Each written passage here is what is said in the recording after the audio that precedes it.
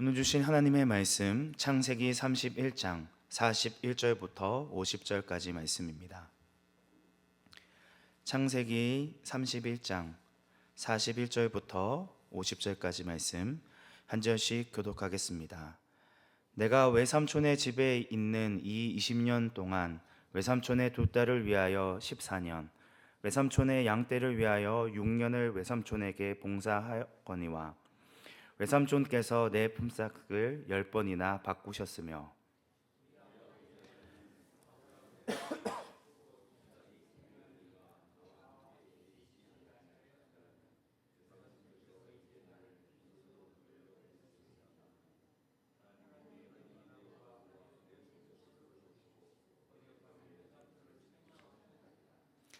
라반이 야곱에게 대답하여 이르되 딸들은 내 딸이요 자식들은 내 자식이요 양떼는 내 양떼요 내가 보는 것은 다 내 것이라. 내가 오늘 내 딸들과 그들이 낳은 자식들에게 무엇을 하겠느냐.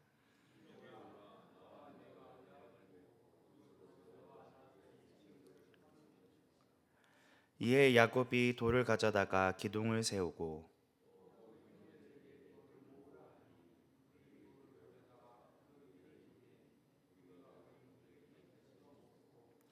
라반은 그것을 여갈사하두다라 불렀고 야곱은 그것을 갈레시라 불렀으니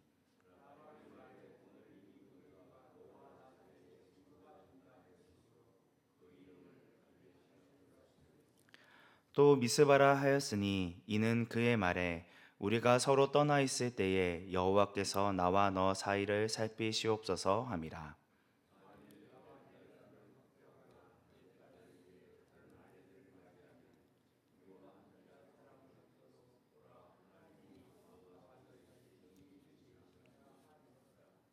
아멘.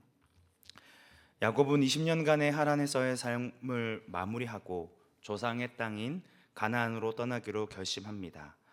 그리고 그동안 보여주었던 미지근한 태도에서 벗어나 가족들을 이끌고 먼 길을 떠납니다. 그런데 야곱은 삼촌 몰래 도망가는 방법을 택합니다. 외삼촌 라반이 양털을 깎으러 간 틈을 이용하여 급하게 도망간 것이죠.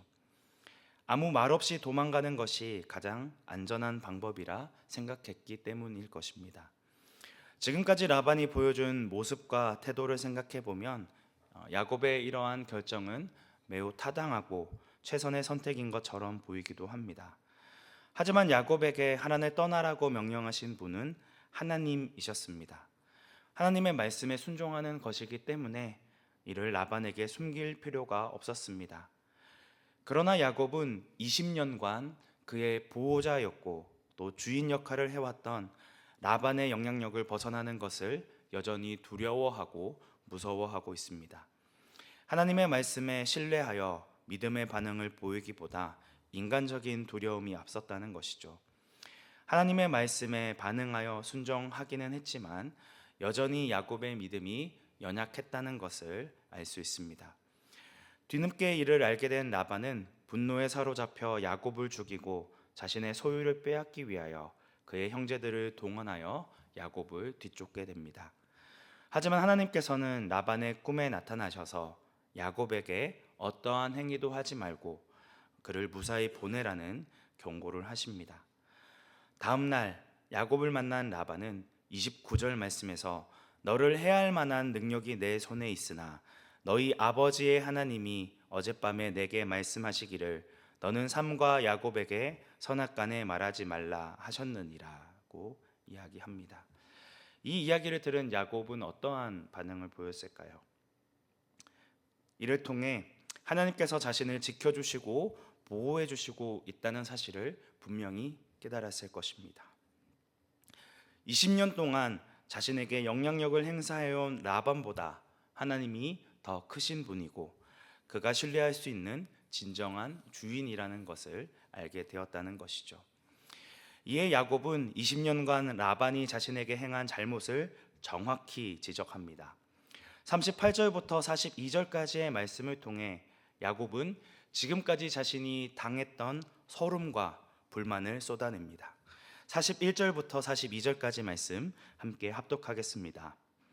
내가 외삼촌의 집에 있는 이 20년 동안 외삼촌의 두 딸을 위하여 14년, 외삼촌의 양떼를 위하여 6년을 외삼촌에게 봉사하였거니와 외삼촌께서 내 품삯을 10번이나 바꾸셨으며 우리 아버지의 하나님 아브라함의 하나님 곧 이삭이 경외하는 이가 나와 함께 계시지 아니하셨더라면 외삼촌께서 이제 나를 빈손으로 돌려 보냈으리다마는 하나님이 내 고난과 내 손의 수고를 보시고 어젯밤에 외삼촌을 책망하셨나이다. 야곱이 외삼촌의 두 딸을 위하여 14년, 양떼를 위하여 6년간 성실하게 봉사하였음에도 라반은 정당한 대가를 주기는커녕 10번이나 품삯을 바꾸었음을 강조합니다. 만일 하나님께서 자신과 함께하지 않으셨다면 죽도록 고생만 하다가 빈털터리가 될 수밖에 없었다는 것을 언급하죠. 하지만 하나님의 은혜로 야곱은 번창할 수 있었고 자신을 죽이고자 뒤쫓아왔던 라반의 위협으로부터도 보호해 주셨습니다. 라반으로부터 부당하고 불의한 일을 당하였음에도 하나님께서 자신의 모든 자초지종을 아시고 그를 보호하시며 그가 수고한 모든 것을 갚아주셨다라고 하는 것을 고백하고 있는 것이죠. 그래서 이전과는 다르게 하나님을 우리 아버지의 하나님, 아브라함의 하나님, 곧 이삭이 경외하는 이라고 고백을 하고 있습니다. 이러한 야곱의 모습은 엄청난 변화라고 할 수 있습니다. 그동안 야곱은 라반 앞에서 아무런 대응도 꼼짝도 하지 못했었습니다. 돌보던 양이 낙태하는 일까지도 자신의 잘못으로 덮어 씌우는 라반의 부당한 처사에도 제대로 된 항변조차 하지 못하고 라반의 뜻에 순종하며 살았던 야곱이 달라진 모습을 보인 것입니다. 라반의 잘못에 대해서 담대히 말하고 있는 오늘 본문의 내용은 야곱의 심적인 변화가 확실히 있다는 것을 잘 보여주고 있습니다. 20년 동안의 세월에서 자신은 연약하고 무력했지만 하나님께서 함께 하셔서 오늘에 이르게 됐다는 결론을 내리게 됩니다. 이제 야곱은 위기 때마다 자신을 인도하시고 자신을 도우셨던 하나님의 손길을 분명하게 바라보게 되어집니다. 그리고 이제는 그 말씀에 순종하여 자신의 삶의 모습을 변화하기로, 더욱 가까이 하나님 앞에 나아가기로 결단하게 되어집니다. 이전과는 전혀 달라진 야곱의 모습에 라반은 대꾸할 말을 찾지 못하고 억지 주장을 계속합니다. 자신의 잘못에 대해 할 말도 없고 야곱의 소유를 인정할 수도 없기 때문입니다. 43절 말씀에서 라반은 내 것이다 라는 소유격을 4번이나 반복해서 언급합니다. 야곱의 아내가 된 두 딸도 내 것이고 그의 자식들도 내 자식이고 내가 가진 양떼도 다 내 양떼이고 내가 보는 것은 다 내 것이라는 억지 주장을 펼칩니다. 지금 라반은 자신이 무슨 잘못을 했는지조차 깨닫지 못하는 것처럼 보입니다. 하지만 이어지는 44절 말씀에서 서로를 해치지 않겠다는 언약을 맺자고 먼저 제안을 하게 되어집니다. 둘 사이에 돌 무더기를 세워 증거로 삼고 이를 넘어 피차간에 해하는 일이 없게 하자라는 언약을 세우게 된 것이죠. 사실 이 둘은 혈족으로 보면 동일한 아람 사람, 같은 족속입니다. 하지만 둘은 이제 경계석을 세우며 각자의 영역을 침범하지 않기로 약속합니다. 겉으로만 보면 화해의 제스처인 동시에 화목을 의미하는 경계선을 세운 것처럼 보입니다. 그래서 이 본문을 보고 하나님의 백성들은 서로 화목해야 하며 평화롭게 살아가야 한다는 해석을 할 수도 있습니다. 하지만 야곱의 믿음이 변화되어져 가고 있는 이런 성화의 관점에서 오늘 본문을 본다면 인간적인 화목을 강조하기보다 신앙의 경계선을 세웠다라고 보는 것이 문맥에 더 적합한 해석이라 할 수 있습니다. 외형적으로는 평화를 지키기 위한 경계선이고 증거의 돌무더기를 세운 것 같아 보이지만 야곱의 입장에서는 다시는 옛 생활로 돌아가지 않겠다는 그런 결단을 나타내는 모습이라 할 수 있는 것이죠. 이제 야곱은 스스로 그 선을 넘지 않도록 결단합니다. 물론 반대편에서도 동일하게 주어지게 된 것이죠. 야곱은 이제 옛 생활로 돌아갈 수 없는 사람이 된 것입니다. 이런 의미에서 라반과 야곱 사이에 세워진 돌무더기는 세상과 하나님의 영역 사이에 세워진 돌무더기와 다름이 없습니다. 어떤 한 사람이 하나님께로 자신의 마음을 돌이키기로 결단하였다면 그는 이전에 살아갔던 옛 생활에서 돌아선 자가 되었다라고 하는 것을 의미한다는 것이죠. 다시 그 경계선을 넘어 옛 생활로 돌아갈 수 없습니다. 예수 그리스도를 믿고 그 말씀을 따르기로 결단한 순간부터 세상과 하나님 사이의 경계선이 세워졌고 이것이 그의 믿음의 증거를 나타내는 분명한 모습이라는 것을 보여주고 있는 것이죠. 이제 야곱은 더 이상 하란의 노예가 아닙니다. 자신의 육체의 욕심과 정욕을 따라 살아갔던 옛 생활을 마무리하고 하나님 안에서 새로운 삶을 살고자 결단하고 신앙의 경계선을 넘어왔습니다. 야곱이 가지고 있었던 그 원래의 신앙의 모습이 회복되어진 것입니다. 20년 동안 하나님의 말씀을 잊고 살았던 이 야곱에게 보일 수 없었던 모습이 일어나게 된 것이죠. 이를 움직이고 이 일을 행하게 하신 분이 바로 하나님이십니다. 하나님께서는 야곱 한 사람이 하나님께로 돌이키기까지 끊임없이 인내하시고 그를 참고 기다려 오셨습니다. 에서를 피해 하란에 도착했을 때만 해도 자신에 대한 사랑으로 가득 찼던 야곱이었습니다.